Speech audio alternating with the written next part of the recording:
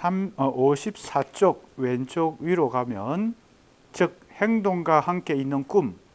이제 꿈이라고 하는 게 바로 낭만 정신, 낭만적 정신과 연결되는 용어입니다. 그리고 행동만 있어서는 안 되고 그게 꿈이 같이 필요하다. 또 창조의 꿈, 창조도 어떤 꿈의 동력이 필요하다. 이게 바로 이제 혁명에도 낭만 정신이 필요하다. 혁명적 낭만주의죠. 그게 바로 34년경에 소련에서 지침으로 내세운 사회주의 리얼리즘과 관련되어 있습니다.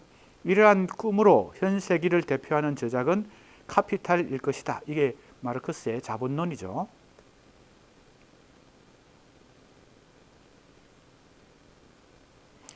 그 다음에 제2의 발자크는 과연 누구일까? 발작이 또 등장합니다. 사실주의, 서구 사실주의 소설 대표하는, 나는 이러한 몽상의 낭만주의의 전력을 가지고 찬동한다. 이게 이제 어떻게 보면 이걸 전체 요지인데 낭만주의를 찬성한다는 거죠.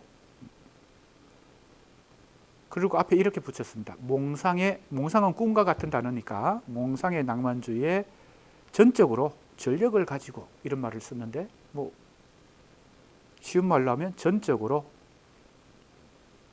동의한다. 우리 조선의 문학이 무엇으로 특징화되었느냐 하면 나는 적석에서 꿈의 결핍에 있다고 대답하고자 한다. 지금 일관된 주제를 계속 강조하면서 전개되고 있습니다. 54쪽 오른쪽으로 가면요, 헉슬리도 인용이 됩니다. 헉슬리의 말과 같이 위대한 예술작품 가운데서 인물이나 사물의 재반 시츄에이션이 실생활에 있어서보다 일척 명확히 나타나는, 이렇게 얘기했어요.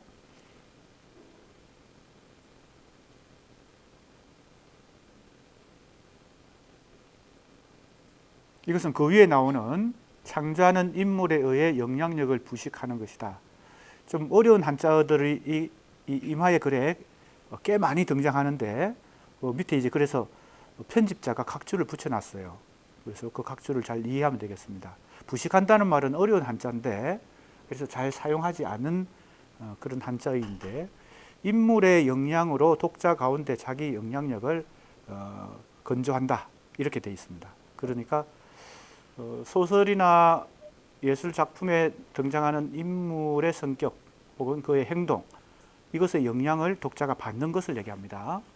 이것은 뭐 우리가 항상 경험하면서 살아가죠.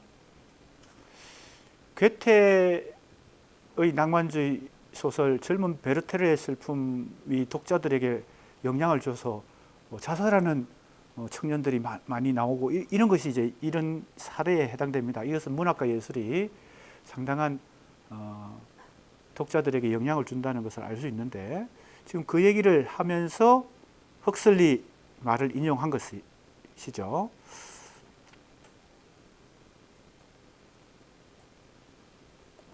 지금 일반적인 이제 문학과 예술의 특성들을 얘기하면서 낭만 정신이 왜 꼭 필요한지를 이제 강조하기 위한 그런 전개를 하고 있습니다. 55쪽으로 가서요.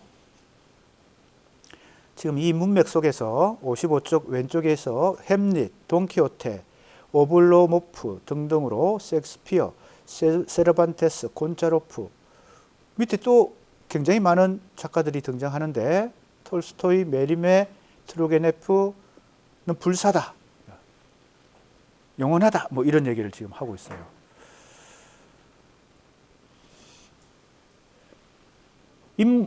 문학이 창조한 어떤 인물상을 얘기하는 것입니다. 뭐 햄릿 같은 경우나 돈키호테도 마찬가지죠. 밑에 나오는 카슈샤, 메르멘, 엘레나도 다 그러한 전형이다. 여기 이제 인간적 형상을 얘기하면서 전형을 언급하죠. 이것이 이제 리얼리즘 소설, 사실주의로부터 자연주의를 거쳐서 리얼리즘으로 발전해 나가는 이 계열의 문학과 예술에서 굉장히 기본적으로 중요한 개념 중에 하나가 전형입니다. 이거 아마 다 들어봤을 거예요. 그래서 전형은 세대나 민족이나 공동체나 혹은 성별, 젠더 혹은 시대를 대표하는 어떤 대표적인 어떤 인물 형상, 그죠? 캐릭터, 이걸 전형이라 그러죠. 인물만 전형이 있는 것이 아니라 사건도 전형이 있고 여러 가지 이 전형이라고 하는 것이 리얼리즘 소설에서는 상당히 중요한 개념입니다. 왜 중요할까요? 개별적이고 특수한 인물, 사건, 그리고 스토리 전개가 소설에서는 기본적으로 필요하죠. 구체적인 사실이 필요하니까요. 그래서 그 소설에 등장하는 인물은 이 우리 세상의 현실에 많고 많은 그 한 사람 중에 한 사람이죠. 그러니까 그것은 개별적인 사례를 제시하는 것인데 그것이 인간 혹은 우리 사회의 대표성을 가지려면 어떤 역할, 어떤 기능을 갖춰야 돼요? 바로 그게 전형이죠.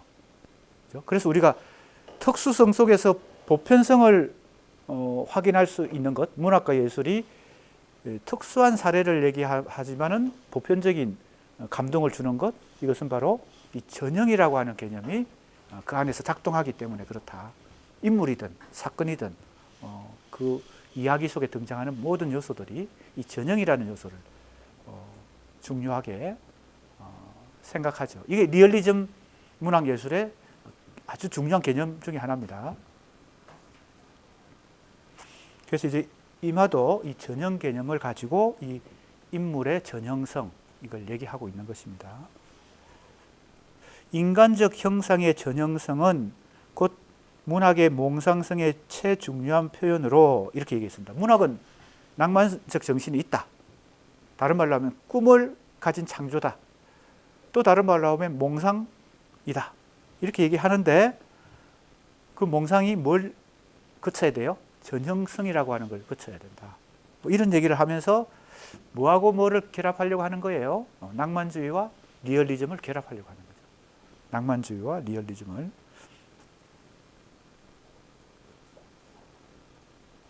그래서 진실한 몽상이란 말을 여기서 구사하고 앞에 이 형용사를 붙였죠. 간형사를 붙였는데 진실한. 그리고 진실한 낭만주의란 말을 또 써요. 어디 가서? 담천하의 시단 1년. 우리가 바로 다음에 공부할 작품이 담천하의 시단 1년인데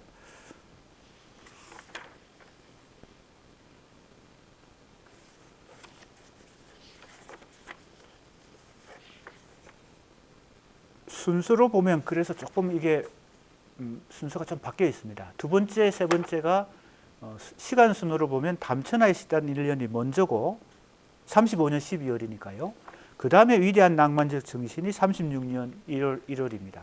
그래서 사실은 이게 조금 바뀌어 있습니다. 우리가 공부하는 순서가 시간 순으로 공부를 한다면 담천하의 시단 1년을 먼저 했어야 되는데 약간 지금 이 편집이 순서가 조금 시간이, 물론 시간은 1개월 정도밖에 차이 안 나긴 하지만 1개월도 안 될 수도 있겠죠.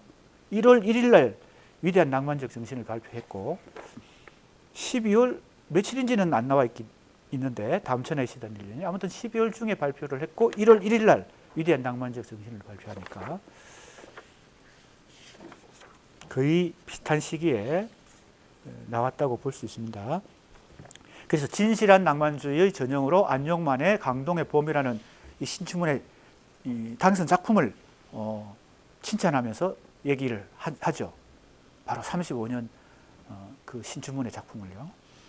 자, 그런 맥락을 이해하면서 여기서 몽상의 낭만주의란 말이 왜 나오는지 그리고 전형이라는 말이 왜 중요한지 이런 것들을 이해할 필요가 있습니다.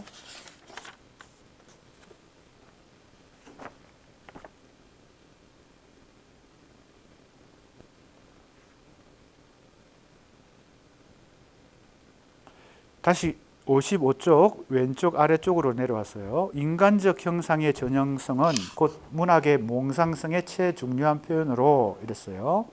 자, 전형성과 몽상성을 연결해서 얘기하고 있습니다. 이전에는 이렇게 얘기 안 했을 텐데 지금은 이제 이 몽상, 꿈, 낭만 이런 용어들을 굉장히 중요하게 얘기하고 취급하고 있고요. 그 다음에 진실한 몽상이 이렇게 말하고 있죠. 문학 가운데 결핍될 때 그 문학은 인간적 형상의 창조적 무력을 폭로한다. 여기 또 사실은 포인트가 어디 있나요? 인간적이라는 말이 있어요.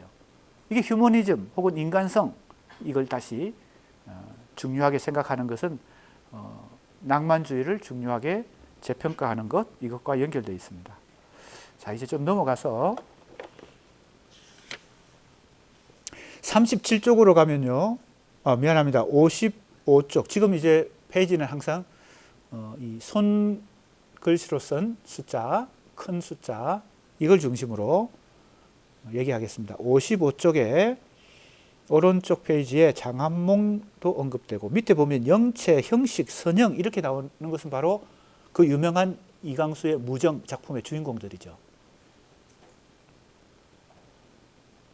그리고 자연주의 작가 염상섭을 또 언급하고 김동인을 언급하죠. 이게 바로 우리 20년대 사실주의 작가들 혹은 자연주의 작가들의 전통을, 그 속에 등장하는 인물의 전형성을 다시 이제 얘기하면서 사실주의, 자연주의 그리고 리얼리즘 문학의 낭만성이 왜 중요한가를 또 지금 얘기하고 있습니다. 무정까지 지금 언급하면서 상당히 폭넓게 한국 현대소설 혹은 한국 현대문학 전체를 언급하면서 지금 자기 주장을 하고 있습니다. 56쪽으로 넘어갔어요.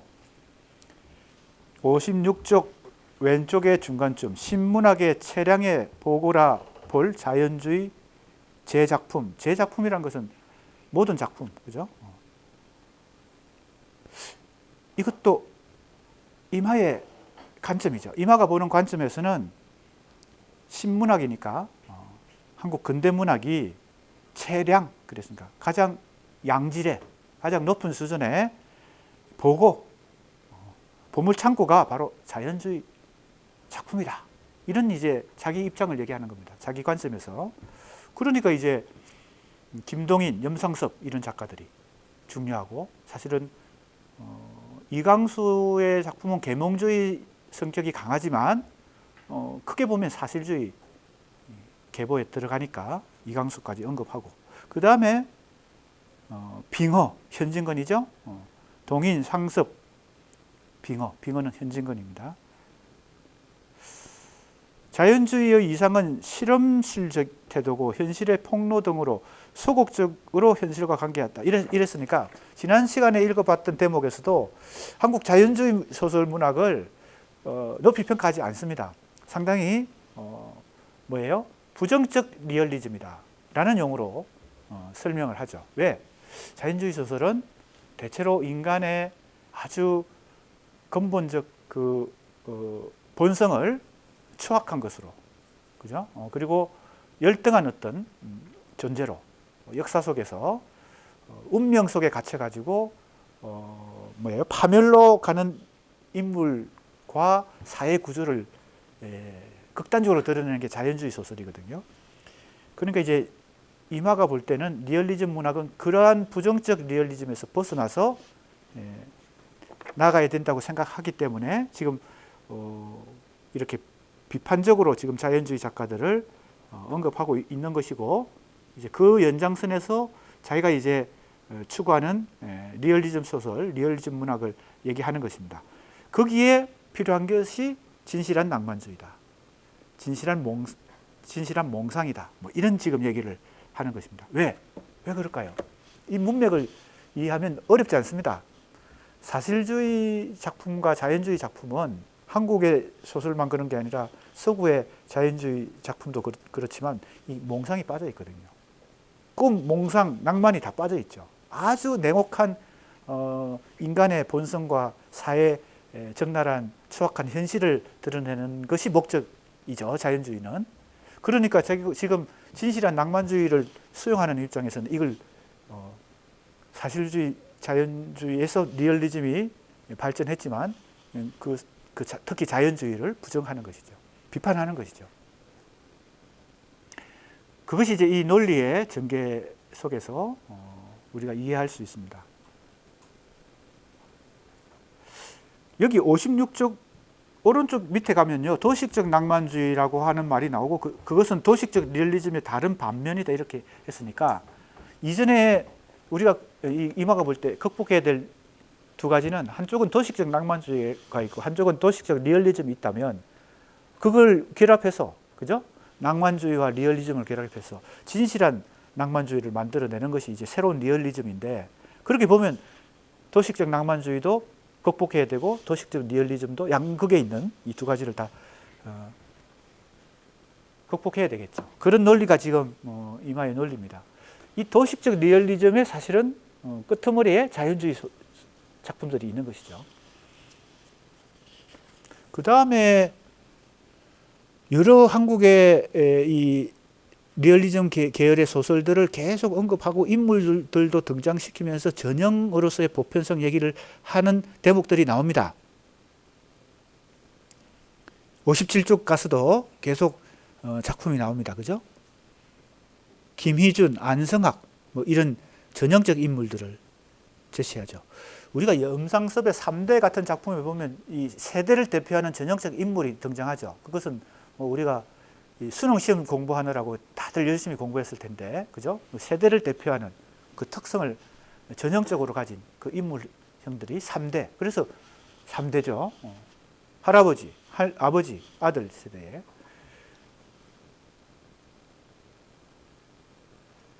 그래서 이제 57쪽 왼쪽에 아래쪽에 가면 이제 몽상의 낭만주의라는 말이 또 나옵니다. 몽상의 낭만주의는 결코 작품에 있어서의 사실성을 제외하는 것이 아니다. 그러니까 몽상도 있고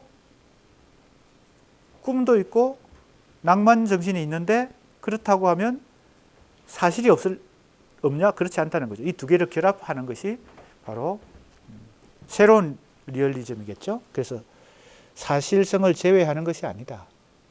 그 다음에 오른쪽으로 가면 견고한 현실적 구조 위에 선 낭만주의. 이것은 바로 앞에서 공부한 그 평론 제목이죠. 낭만적 정신의 현실적 구조. 그죠? 그 얘기나 이 얘기나 같은 겁니다. 견고한 현실적 구조 위에 선 낭만주의. 낭만주의와 낭만정신과 현실주의를 결합한 것이죠. 즉 단지 현실을 자연스럽게 모방하지 않고 모방을 위대한 몽상에 종속시킴으로써, 그러니까 모방이라고 하는 것은 있는 그대로 베끼는 거잖아요. 있는 그대로 재현하는 거. 그래서 이제 리얼리즘 혹은 사실주의로부터 출발해서 자연주의를 거쳐서 리얼리즘으로 발전하는 이 리얼리즘 계열의 문학에서 가장 기본적인 개념으로 첫 번째, 모방.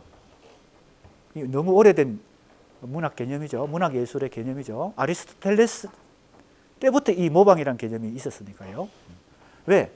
예술은 자연의 모방이다. 이 아리스토텔레스의 예술과 문학과 예술에 대한 정의가 모방이라는 개념으로 출발을 아리스토텔레스의 시학에 나오니까요. 그러니까 어찌 보면 이 리얼리즘 문학과 예술은 그 전통이 서구 동양이든 서양이든 엄청나게 오래 전부터 있었다 이렇게 볼 수 있고, 모방은 이제 가장 기초 개념이고, 그 다음에 재현이란 말이 나옵니다. 재현도 중요한 개념이죠. 사실주의나 자연주의나 리얼리즘에서 이 재현은 다시 제자예요. 현은 나타날 현재, 다시 나타난다 이런 얘기니까 현실에 있는 것을 예술이 다시 보여주는 거죠. 재현, 그죠? 영어로는 리프리젠테이션입니다. 리프리젠테이션. 앞에 리가 붙어 있어요. 접두사 리, 다시 프리젠테이션 한다. 우리 뭐 이렇게 PPT 쏘아가지고 발표하는 거 프리젠테이션이라고 그러잖아요. 이 재현이란 말은 리프리젠테이션이 원어예요. 다시 프리젠테이션. 밖으로 꺼내서, 안에 있는 걸 밖으로 꺼내서 보여준다. 그래서 이제 리얼리즘 소설의 기본 형상화 방식이 이 모방과 재현. 그 다음에 이제 좀 더 발전을 하면 나중에 반영이라는 개념이 나옵니다. 반영. 리얼리즘 문해사조 쪽으로 더 이제 진행을 하다 보면 이 모방에서 출발해서 재현을 거쳐서 이제 반영까지 나옵니다. 조금 비슷한 얘기 같지만 그 의미나 개념이 조금씩 달라지고 더 정교화되는 것입니다. 이마도 사실은 리얼리즘 비평가로서 이 이론적 단계를 계속 밟아 나가고 있는 과정이다, 이렇게 보면 되겠습니다. 재현이란 말은 리프레젠테이션인데 철학에서는 이걸 표상이라고 그래요. 표상이란 단어로 번역해요. 문학과 예술에서는 재현이란 단어로 번역하고요. 원어는 똑같아요. 리프레젠테이션이에요. 표상이란 말은 뭐예요? 이 리프레젠테이션인데 내가 생각하는 어떤 의미가 있는데 그걸 하나의 개념으로 표현하는 거, 표시하는 거. 그래서 비유나 상징이나 문학의 언어가 이 리프레젠테이션, 즉 재현의 언어 혹은 표상의, 철학적으로 얘기하면 표상의 언어인 경우가 많죠. 왜? 내가 생각하고 있는 것, 아니면 현실에 있는 대상을 재현할 수도 있고, 내가 머릿속에 생각하고 있는 것, 마음속에서 생각하고 있는 걸 재현할 수도 있으니까 이게 표현이든 뭐예요? 모방이든 재현이 기본입니다.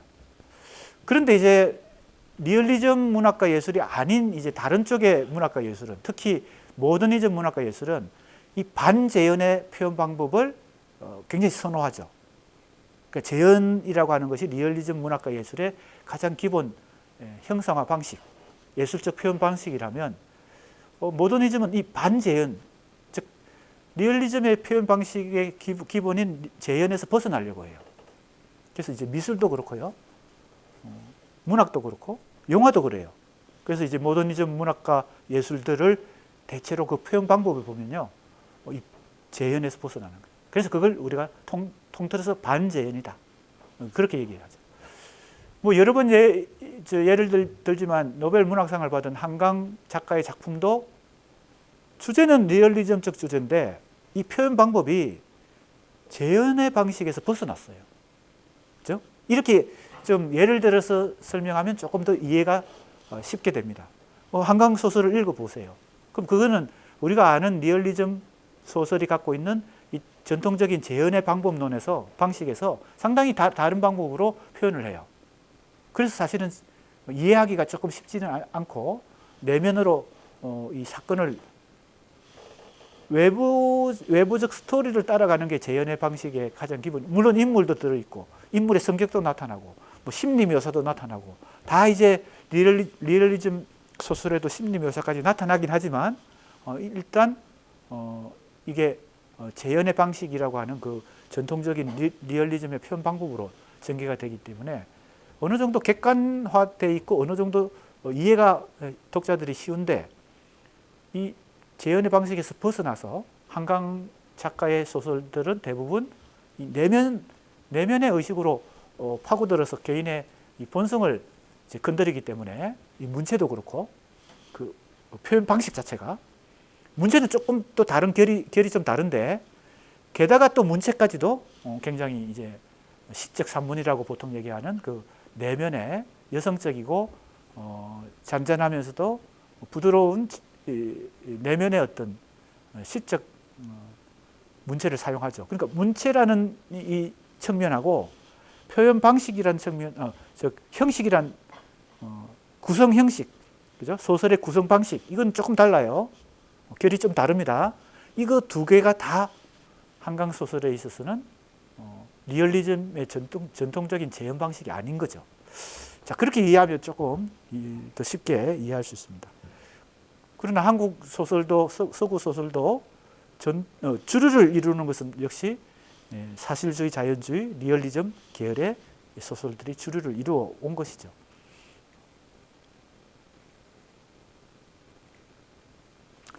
자,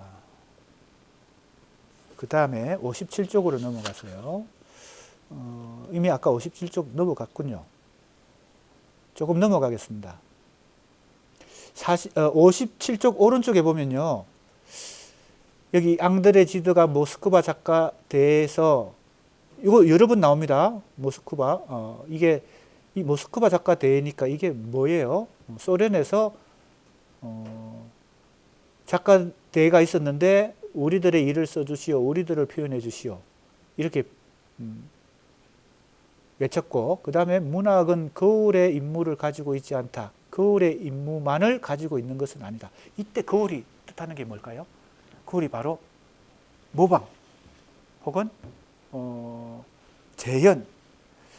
그러니까 이제 꿈과 몽상과 낭만주의가 없으면 있는 그대로만 보여준다는 사실주의에 입각한다면 거울을 비춰가지고 그죠? 사실을 그대로 보여줘야 되잖아요.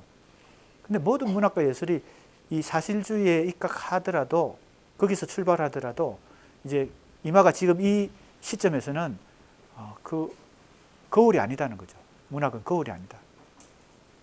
즉 사실주의의 가장 기본적인 이 거울의 역할만 해서는 안 된다. 거기에 꿈과 몽상과 낭만 정신이 개입돼야 된다. 그 얘기를 지금 하려고 지금 이렇게 계속 얘기하고 있는 것입니다. 58쪽으로 가보겠습니다. 또 이렇게 얘기합니다. 문학은 거울만이 아니다.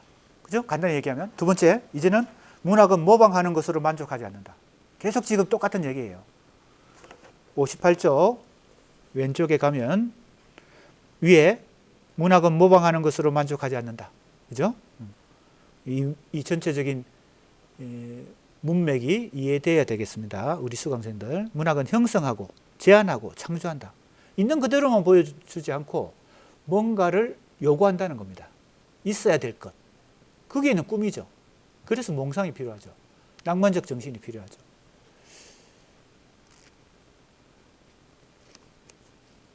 그래서 밑으로 조금 내려오면 우리들의 낭만주의는 라고 말합니다. 우리들의 낭만주의는 그러므로 동시대적 공감뿐만 아니라 미래에 대한 공감.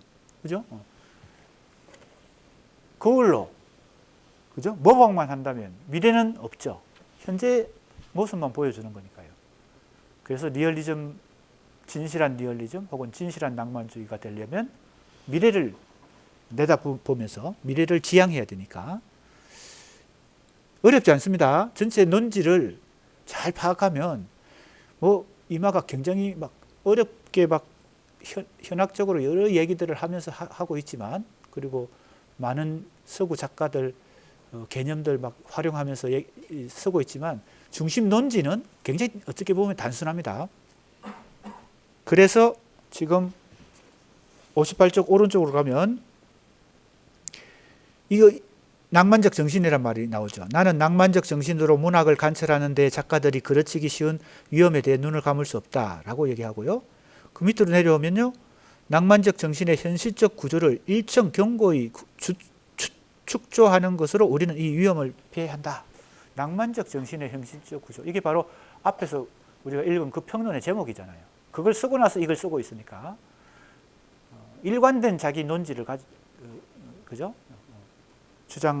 계속 지속적으로 주장한다. 이렇게 볼 수 있습니다. 뿐만 아니라 이 낭만주의는 가진 바 본래의 성질인 강고한 리얼리즘에 의해서 이 낭만주의는 뭐예요? 리얼리즘과 대립되는 게 아니죠. 리얼리즘에서 출발해서 낭만 정신을 결합시킨 거니까 강고한 리얼리즘이란 말을 또 쓰고 있습니다. 필연적으로 이 문학은 불란스나 영국의 사실주의에서만 아니라 독일 등의 낭만주의 문학으로부터 최대한 영향을 섭취한다. 이 낭만주의 시대에 낭만주의 문학과 예술에서 대표적으로 낭만주의가 꽃피었던 곳은 영국의 낭만주의 시인들, 그 다음에는 독일의 낭만주의죠. 그래서 이론적으로는 독일의 슐레겔 형제가 이 낭만주의를 이론적으로 정립했고 지금도 이제 우리가 공부를 제대로 낭만주의에 대해서 공부하려면 이 슐레겔이 쓴 이 낭만주의의 이론서들을 읽어볼 필요가 있습니다.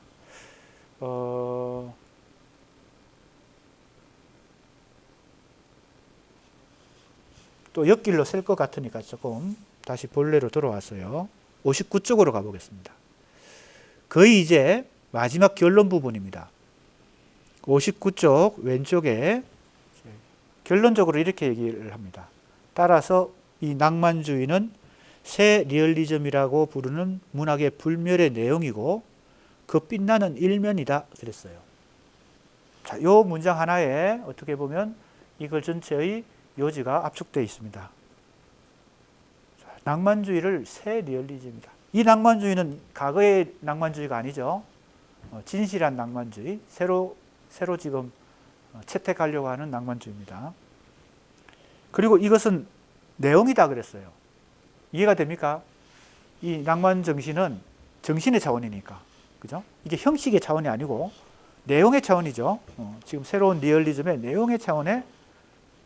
그러니까 잘 보세요. 이 낭만주의를 어떤 차원으로 이 리얼리즘이 받아들이려고 하는 것입니까? 새 인간성이나, 즉 휴머니즘이나 또는 낭만적 정신이나 이런 것들은 문학과 예술에서 형식의 차원이 아니에요.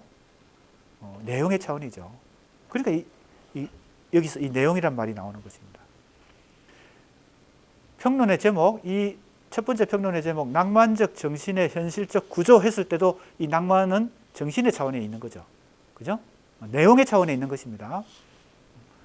이마가 지금 강력하게 주장하고 있는 이 시점에서 강력하게 34년부터 강력하게 주장하고 있는 이 새로운 주장은 낭만주의를 정신의 차원으로 받아들이는 것입니다. 이것은 아마도 일편으로는 신로맨티시즘이라고 불리질 것으로, 그죠? 새 리얼리즘이든 신로맨티시즘이든 앞에 다 새롭다는 말이 붙어 있죠. 그죠? 이전의 리얼리즘도 아니고 이전의 낭만주의도 아닌 것이죠. 이것이 두 개가 결합이 됐으니까. 어떤 차원에서? 낭만주의를 정신의 차원에서 끌어들인 것이죠. 그러므로 이것은 분명히 당파적이다 이런 말을 하면서 이제 당파성 얘기를 나옵니다. 당파. 그죠? 이 당파성이란 말은 뭐 마르크스주의의 기본 개념 중에 하나죠. 그래서 어떤 특정 계급의 이익을 대변하는 것이 당파성입니다. 혹은 당의 이익을 대변하는 게 당파성이에요. 그래서 이제 사회주의 국가나 공산주의 국가에서는 이 당파성에 입각해서 역사 의식을 갖고 한 개인이 사고해야 되고 세계관도 가져야 되겠죠. 가질 것을 요구합니다. 그 국가에서는요. 그게 당파성인데 지금 당파적인 문학만이 미래에 있어서 비당파적인 공간 가운데 쓸 수 있다라는 말을 하고 그것이 오히려 보편적이다. 뭐 이런 얘기까지 하면서 마무리를 짓고 있습니다. 자, 이제 세 번째 이마의 평론으로 들어갑니다. 사실은 두 번째인데 순서가 좀 바뀌었어요. 그래서 착각을 하면 안 되겠습니다. 담천하의 시단 1년이 35년 12월이고요. 위대한 낭만적 정신이 뭐예요? 36년 1월입니다. 거의 뭐 시간적 차이를 두지 않고 계속 연속해서 발표를 하고 있는 글입니다. 담천의 시단 1년 한번 보겠습니다. 담자는 이게 한자어인데 흐린 날씨를 얘기합니다. 비나 눈이 오고 흐린 날, 장마철 이럴 때를 담이라고 합니다. 이것도 어려운 한자죠. 오늘 같은 날씨가 담에 해당됩니다. 비, 눈 오고 폭풍 치고 흐린 날씨. 1935년 1년 동안의 시단을 총평하면서 이마가 비유적으로 올해 1935년 1년 동안의 우리 시단은 흐린 날씨였다. 1년을 종합하는 그런 코멘트입니다. 일종의. 그게 제목이 된 거예요. 담천하의 시단 1년. 그리고 부제목은 조선의 신문학은 어디로 이렇게 했어요. 그래서 여기 이제 비유로 날씨를 비유로 썼기 때문에 지난해 수십 명의 시인, 작가, 비평가의 일단 위에 내린, 일단은 한 집단이죠. 위에 내린 무서운 내우는, 그죠?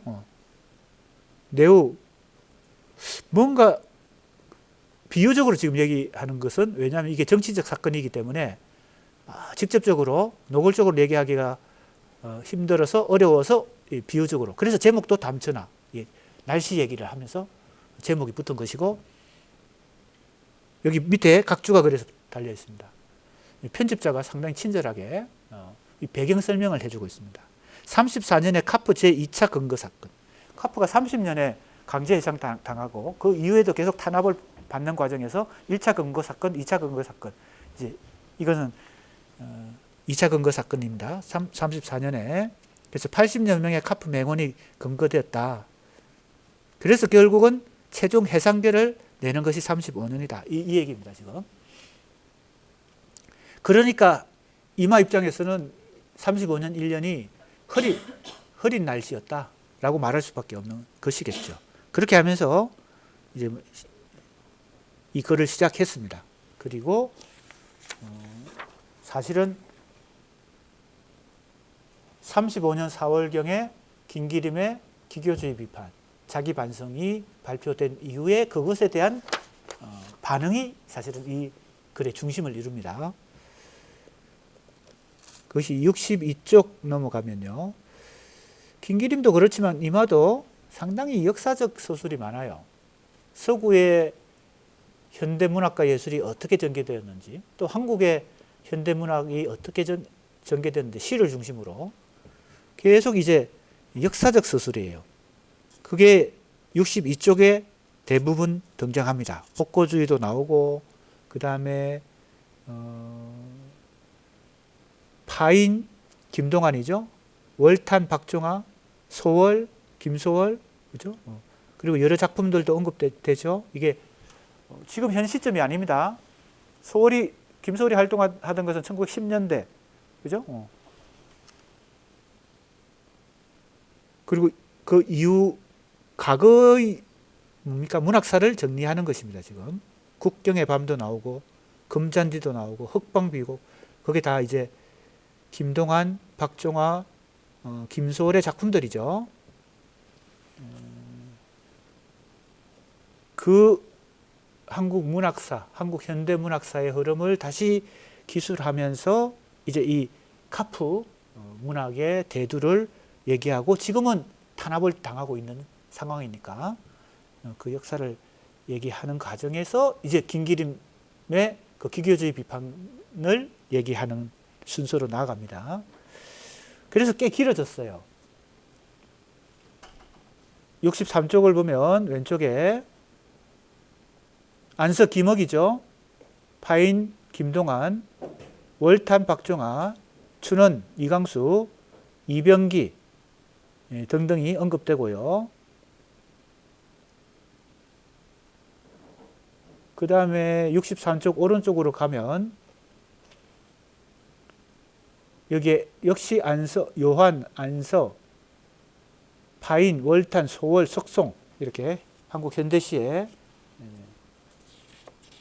1910년대, 20년대 활동했던 시인들을 이 역사적으로 쭉 언급하고 있는 대목입니다. 사실은 뭐 특별히 이것은 새로운 게 아니고 한국 현대 시사를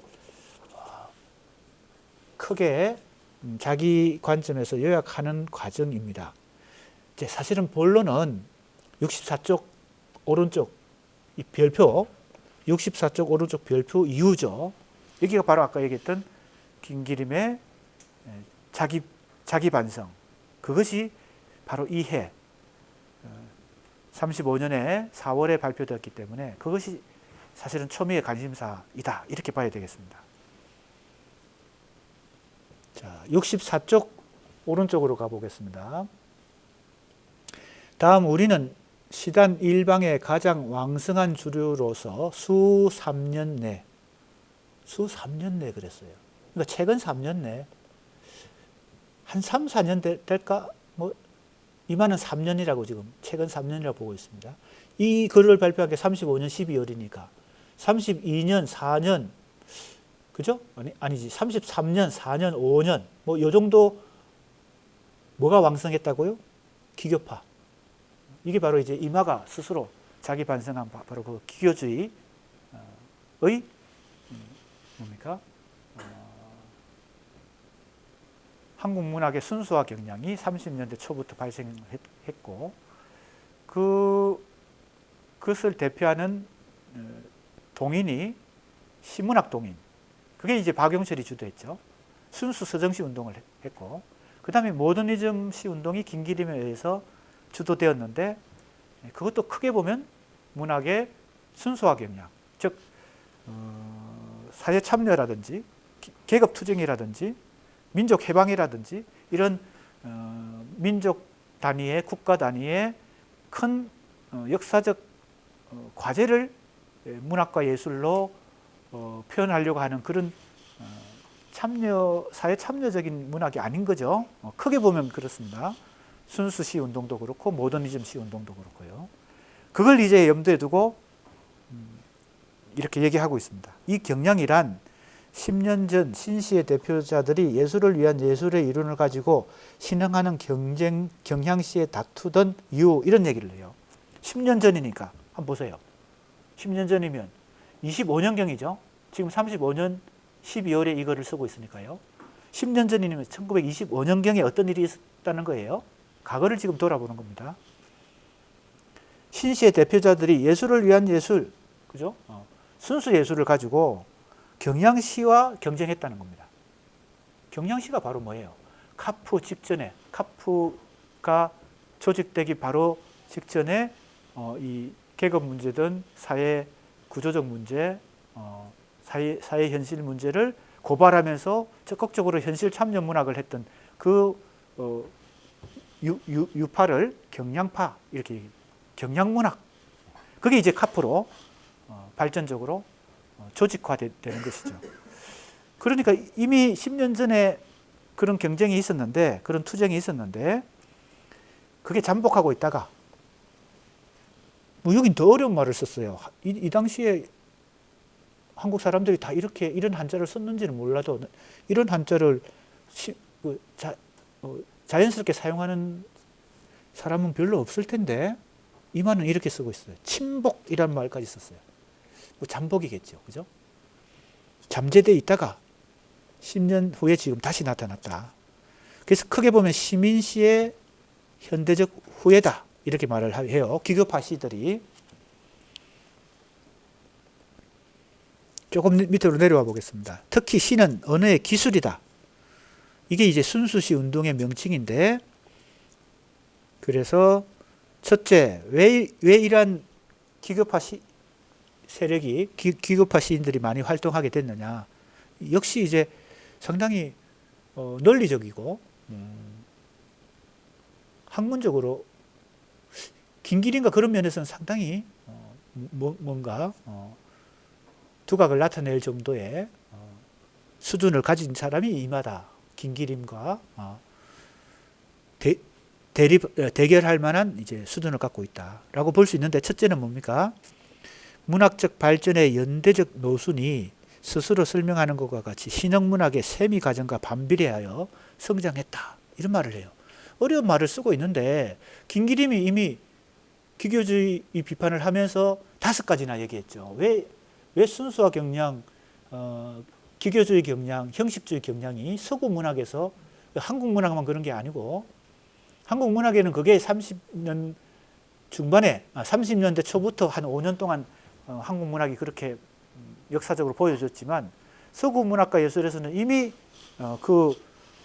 그러한 현상을, 순수화 경향을 보여주었기 때문에, 모더니즘 예술 이후에 그걸 상당히 여러 가지 각도에서 세계 정세의 변화, 현대 문명에 대한 반발, 그리고 문학 안에서 소설이나 산문의 협의, 양쪽에서 세력을 확산하니까 시는 위축되니까, 위축될수록 자기 존재 가치를 확인하기 위해서 어떻게 된다고요? 더 형해화된다. 형해화라는 게 뭐예요? 더 파편화된다는 겁니다. 그래서 순수화 경향으로 가면서 자기 존재의 의미를 더 찾고자 한다. 이런 얘기죠. 왜? 소설이나 산문의 위력에 의해서 시가 위축되니까. 지금도 그런 현상은 계속되고 있습니다. 어떻게 보면요.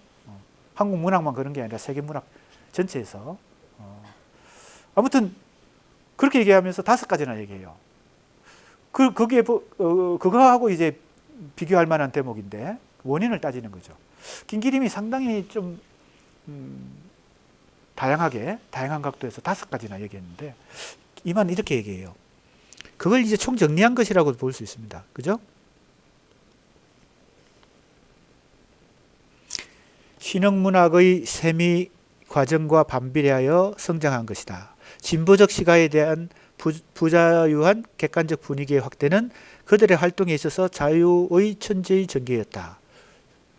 순수 문학이 상당히 활기를 띄었다. 이 얘기를 이렇게 좀 어려운 말로 하고 있습니다.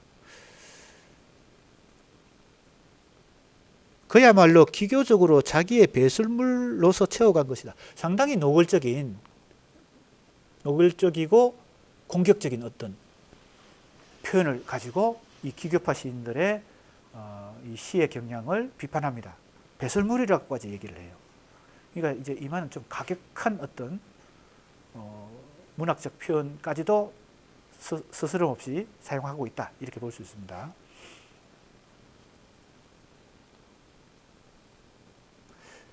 (65쪽) 오른쪽으로 가면요. 이제 다시 신경향파 시와 10년 전에 그 얘기를 하고 있고요. 지상주의 시. 지상주의가 예술지상주의를 줄여서 얘기하는 것입니다. 예술지상주의 시가. 그 동계열에 지금 이 기교파 시들이 있다. 그죠? 그 계열에 예술지상주의에. 사실 어떻게 보면 굉장히 도식적으로 얘기하는 거죠. 그것이 조금씩 다 차이가 있을 텐데 큰 틀에서 사실 같은 것은 아닌데요. 이 1930년대 초에 한국의 순수시 운동 그리고 모더니즘 시 운동이 다 예술지상주의였나? 그렇진 않죠. 그러니까 어떻게 보면 도식화하면서 비판하는 경향도 상당히 있습니다. 이마의 경우에.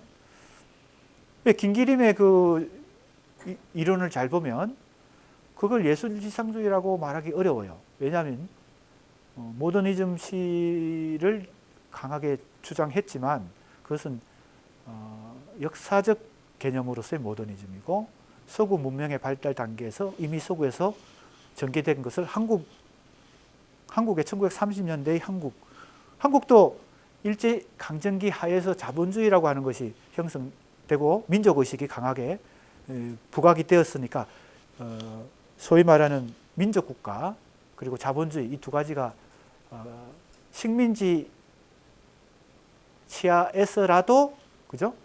발생을 했거든요. 그래서 그 이후에 소위 말하는 모더니즘 문학이라는 게 발생을 하게 되는데 그런 면에서 상당히 좀 도식적으로 비판하는 면도 있다는 겁니다.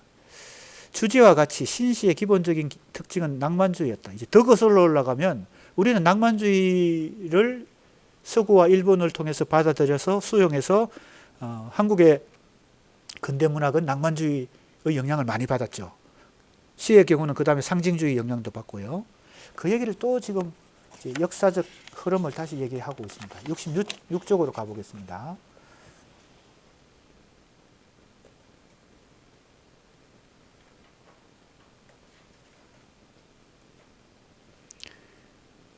(66쪽) 왼쪽에 보면요. 위에서 다섯째 줄, 넷째 줄. 그리하여 그들의 다음 세대의 문학인 경향시의 오랜 지배가 계속하였다. 이제 낭만주의 시 이후에는 경향파의 시가 오랫동안 주류를 이루었다. 어찌 보면 이건 사실이기도 하고요. 왜냐하면 경향파가 카프로 연결되고 카프가 조직되면서 상당히 한국 문학 문단에 이 계급의식을 가진 카프의 문학이 전면에 나서서 활동을 하기 때문이죠. 그리고 문학과 예술까지도 상당히 목적의식을 가지고 정치적 목적의식을 가지고 활동했기 때문에 좀 표면에 좀 부각되는 면도 있습니다. 다른 문학적, 예술적 흐름과 비교할 때요. 그래서 주류에 해당한다라고 말할 수도 있습니다. 조금 밑으로 내려오면요. 그들은 결코 자기를 한 번도 기교주의라고 부른 일이 없으며 또 낡은 예술지상주의와 동렬해 놓은 바가 없다라고 얘기해요. 이 얘기는 뭔가 하면 낭만주의 시가 유행하다가 세력을 형성하다가 그 다음 세력을 형성한 게 경향시고 그 다음에 이제 이 순수 기교파 시가 주를 이뤘다는 얘기를 하면서 이 얘기를 하는 거예요. 거기 나오죠. 경향시가 통렬한 부자유 가운데. 왜 통렬한 부자유예요? 강제해산당하고 탄압당하고 1차 근거, 2차 근거 막 잡아가니까 통렬한 부자유 가운데 일시적이나마 기식이 미약해 갈제 신은 언어의 기교다라는 태도를 조선적인 방법으로 번역해 가지고 나오는 교활한 조류가 점차적으로 나와 번영한 것은 무리가 아니다. 앞에서는 배설물이라 그랬다가 이제는 교활하다 이런 얘기도 하고 상당히 노골적인 표현들을 많이 구사하면서 지금 자기 주장을 하고 있습니다. 위선 그들은 시기상의 조선적 언어의 애호가로서 등장했다. 조선적 언어라는 게 이제 모국어죠. 한국어를 아름답게 갈고 닦는 거. 이게 이제 박영철로 대표되는 시문학파의 중요한 목적이었죠. 순수시를 쓰면서 한국어를 조탁한다. 조탁이란 말은 세련되게 갈고 닦는다는 뜻이죠. 그게 이제 김영랑도 있고 정지용도 있고 그죠? 박영철 자신도 있고 이게 신문학파. 우리가 이제 세 번째 임하 다음에 박영철 공부하게 될 때 그 내용을 텍스트를 통해서 자세히 살펴볼 텐데 박영철이 신문학이라는 동인지를 창간하면서 거기에 신문학 창간을 뭡니까? 기념하는 글도 아니죠. 짧은 어떤 글을 썼는데 거기에 바로 이 언어에 대한 한국어에 대한 한국어의 아름다움을 갈고 닦는 그 목적이 분명하게 등장합니다. 지금 이제 임하가 볼 때는 이런 요소가 있는 거죠. 조선적 언어의 애호가다라는 표현을 그래서 쓴 것이고 신시나 경양시가 수다의 언어상의 공헌을 불고하고 외국의 경양하를 벗어나지 못하였고 능숙한 언어의 구사자이지 못했다. 이제 이 점을 이제 순수시 쓰는 시인들이 비판하면서 세력을 얻었다. 뭐 지금 이런 얘기예요. 그러므로 그들은 외국의 기교파나 순수 시인들과 같이 시는 언어의 기교라고 하는 대신에 신시와 경양시의 결함을 공격하고 똑바른 조선어를 쓰라. 이것이 정지용, 신석정의 주장이다. 이게 유파로 따지면 이제 바로 신문학파입니다. 아직 모더니즘 얘기는 아직 하지 않고 신문학파 얘기를 먼저 했어요. 여기에 이제 박영철이 관련돼 있죠. 정지용은 이 박영철 중심의 신문학파에서도 활동을 했고 거기에서 동인지에도 시를 발표했고요. 나중에 김기림이 조금 뒤에 한 몇 년 뒤에 주도하는 이 모더니즘 시의 또 중심 인물로 중심 시인으로 평가를 받으면서 모더니즘 시인으로도 활동을 합니다. 그러니까 정지용이라는 시인이 이 당시 일제강점기에 특히 1930년대부터 해방될 때까지 한국 현대 시인 중에서는 가장 수준 높고 문학적 위상도 높은 시인이었다. 이렇게 볼 수 있습니다.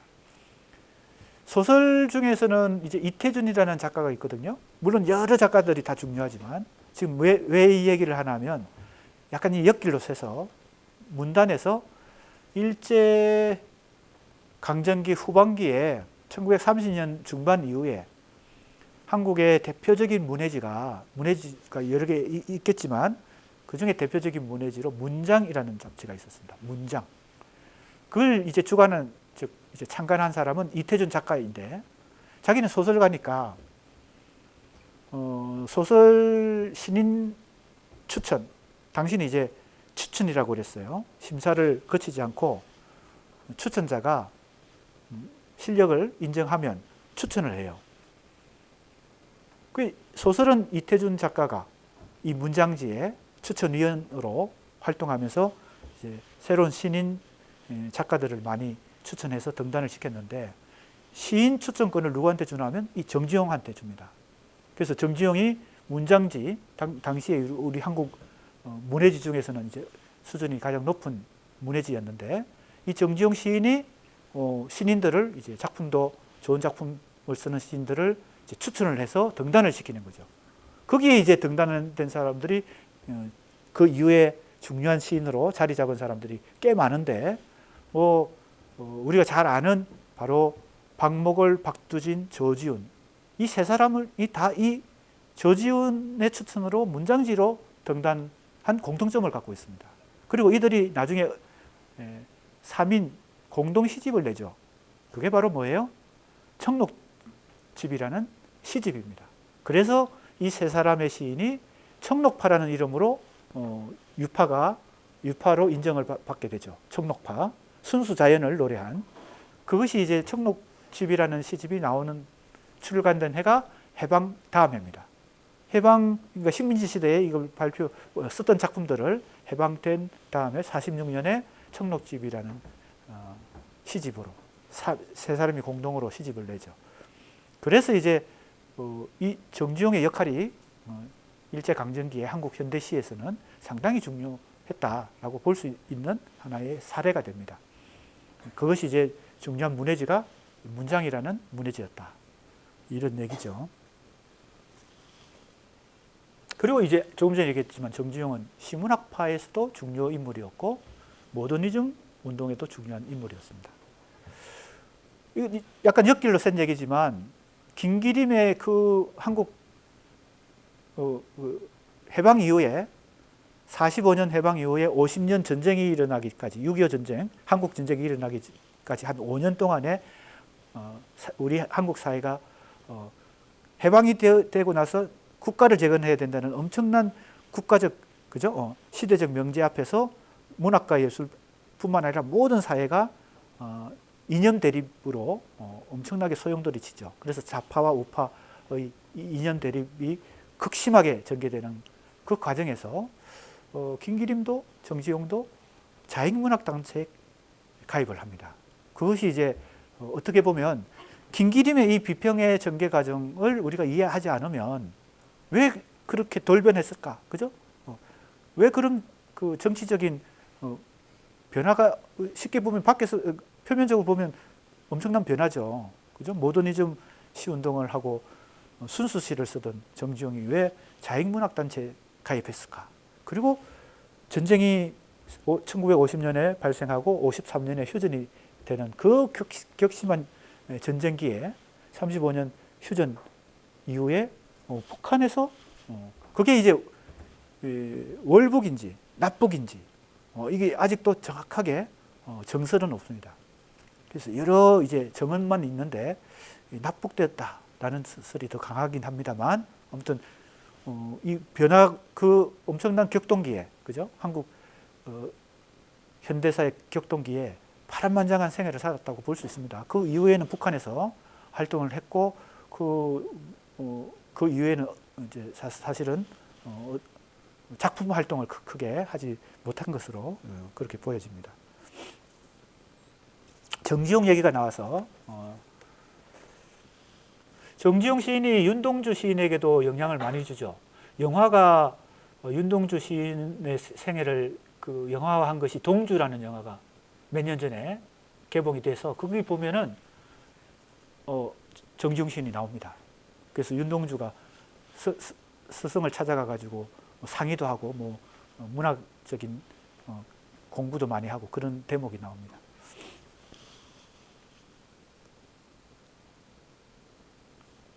(66쪽입니다) 정지용 신석정 시의 주장이다. 다음으로 그들은 신시가 경향시와의 투쟁에서 사용한 낡은 무기 예술을 위한 예술의 사상을 차용하지 않았다. 자, 이제는 예술을 위한 예술 이 사상이 아니었다는 거죠. 그리고 뭘 이제 기교를 내세웠다 이 얘기를 하는 겁니다. 그래서 김기림이 바로 이 글이 사실은 도화선이 됐죠. 지금 인용했습니다. 이마가 인용했어요. 예술지상주의는 차라리 윤리학의 문제에 속하나 이랬어요. 윤리학의 문제다. 그래서 예술지상주의와 거리를 두는 것입니다. 지금 이 모더니즘 시인들의 이 시적 활동을요, 자기를 포함해서. 그래서 기교주의라고 불렀어요. 예술지상주의는 윤리적 차원이다. 기교주의는 미학권의 문제다. 윤리학과 미학을 이렇게 분리하면서 상당히 미학적인 측면에서 우리는 기교주의다. 그런데 이때 기교주의는 옹호하는 의미의 느낌이 아니고 반성하는 느낌이죠. 그 글이 바로 이 조보라고 하는 게 조선일보 2월 14일, 그죠? 거기서 인용했다는 겁니다. 우리가 이거는 김기림의 평론을 5편 읽어볼 때 이거 읽어봤죠. 그래서 이제 기교주의 논쟁이 발생하게 된 그 얘기입니다. 자, 67쪽으로 가서, 자, 이제 우리가 눈여겨봐야 될 것은 이 김기림의 이러한 자기 반성과 자기 비판에 대해서, 기교주의 비판에 대해서 이마가 어떻게 코멘트하는지 이 부분을 잘 봐야 될 것 같아요. 그게 67쪽 왼쪽입니다. 기림 씨는 기교주의를 비판하면서 결코 그것에 본질적인 비판을 가한 것이 아니라 그의 실은 오전의 실론 제1부에서도, 김기림은 시인이기도 하고 비평가이기도 하고 시 이론도 많이 썼어요. 그러니까 김기림 전집을 보면 여러 권으로 6권으로 나와 있는데, 또 새로운 전집을 어느 출판사에서 좀 만들어야 될 것 같아요. 오래전에 김기림 전집이 6권으로 나오는데 그중에 한 권이 시집이고, 또 한 권은 산문, 또 한 권은 이론, 뭐 이렇게 여러 분야의 수필도 있어요. 산문도 있어요. 그래서 오전의 실론, 이게 유명한 김기림의 실론 중에 하나입니다. 그동안 우리 한국의 시는 오후의 시였다. 이제는 오전의 시로 가야 된다. 그죠? 그리고 과학적 실론 이런 걸 주장하고 상당히 이 모더니즘의 1세대 수용자라고 볼 수 있습니다. 명확히 말하고 있는 것과 같이 입체파, 다다, 초현실파의 시로부터 기교주의를 동계열상에서 한계 혁명적 예술로 취급하고 있다. 이건 좀 잘못 읽은 거 아닌가 싶어요. 혁명적 예술로 취급한 건 아닌데, 기교주의는 반성의 개념인데, 그죠? 비판적 개념으로 기교주의라. 왜? 형식주의로 흘렀다는 거지.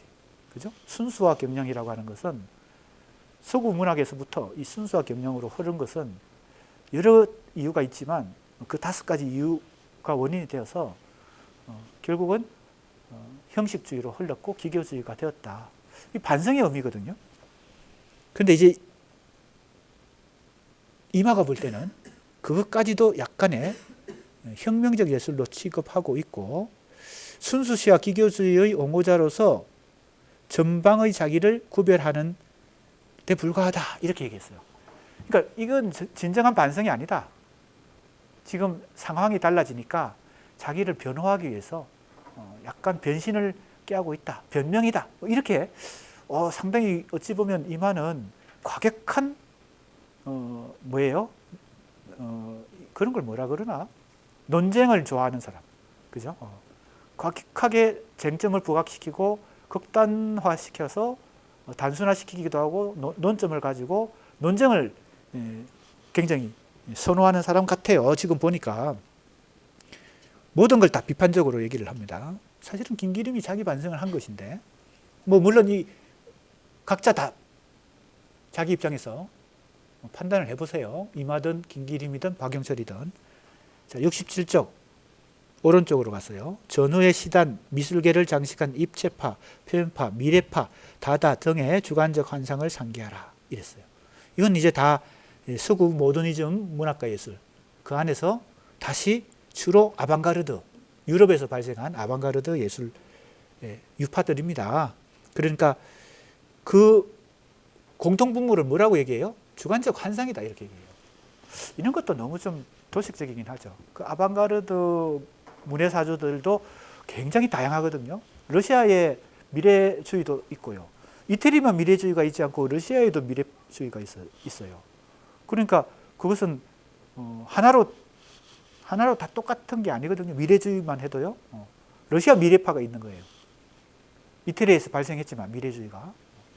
그 러시아 아방가르드 시인들, 마야코프스키 들어봤습니까? 마야코프스키. 구성주의라는 또 러시아 그 아방가르드 유파들도 있었어요. 그러다가 이제 러시아 혁명이 일어나고 그러한 아방가르드 혹은 전위적인 예술, 러시아를 얘기하는 겁니다. 그리고 모더니즘 예술을 지향하던 문학과 예술인들은 상당히 위축됐죠. 왜? 사회주의 국가에서 사회주의 국가가 건설되면서 리얼리즘 문학과 예술로 뭡니까?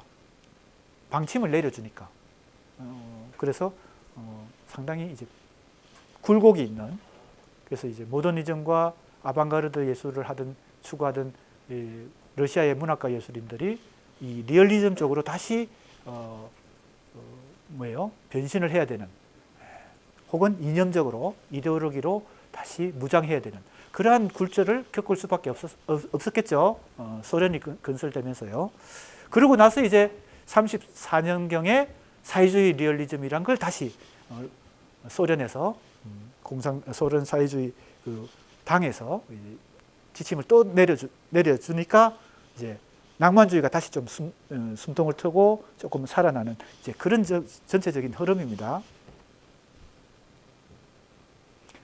1920년대는 어찌 보면 러시아 같은 러시아 전위 예술가들, 지금 마야콥스키는 시인으로서 러시아 미래주의, 구성주의 이쪽을 대표하는 시인이고, 영화에서는 그 누구죠?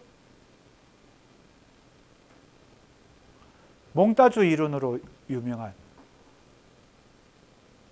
갑자기 생각이 안 나네요.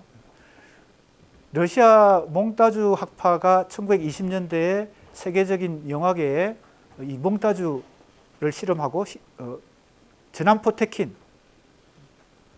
많이 들어봤죠? 세계 영화사에서 아주 유명한 전함 포테킨이라는 러시아 영화 감독이 있죠. 그러니까 1920년대에 이 서구의 이 모더니즘과 아방가르드 문학과 예술은 러시아까지도 광범위하게 확장 영향력을 끼쳐서 전개가 되었던 것이죠. 지금 그 상황에서 지금 이마의 관점은 주관적 환상이다라고 그냥 전체를 비판해 버립니다. 입체파, 표현파, 미래파, 다다이즘 이런 것을 다 통틀었어요. 그 다음에 인텔리겐차적 환상이다 이런 말을 써요. 주관적 환상이란 말을 썼다가 그 다음에 바로 인텔리겐차적 환상이라고 했는데, 인텔리겐차라는 것은 역시 계급 개념이죠. 그래서 마르크스주의에서 기본적으로 중요하게 생각하는 부르주아와 프롤레타리아의 이 계급 대립 속에 이 인텔리겐차가 소시민 혹은 지식 계급으로서 인텔리겐차가 있죠. 그래서 이 주관적 환상은 계급적으로 보면 인텔리겐차적 환상이다 이렇게 얘기하는 것입니다.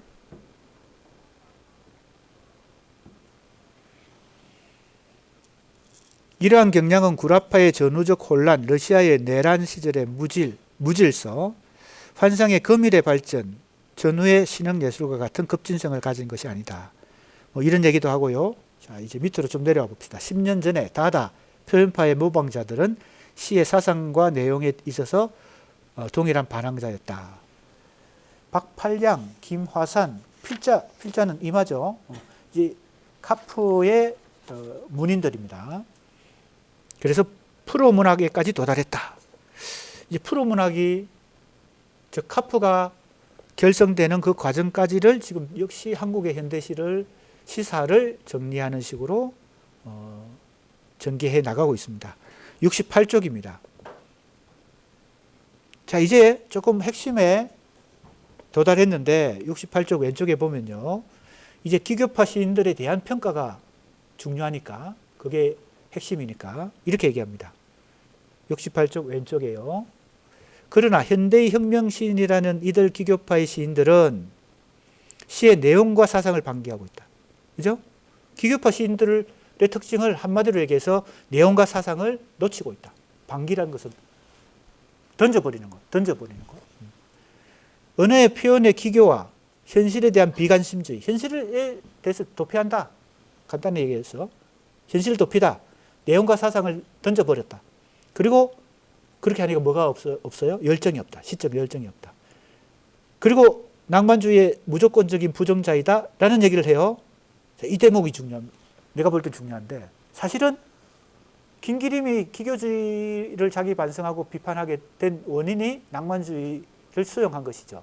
그러니까 이때 낭만주의를 무조건으로 불정하는 것은 이전의 모더니즘이죠. 이전의 모더니즘이고 지금 김기림이 이미 1934년 4월에 자기 반성을 했을 때는 그죠?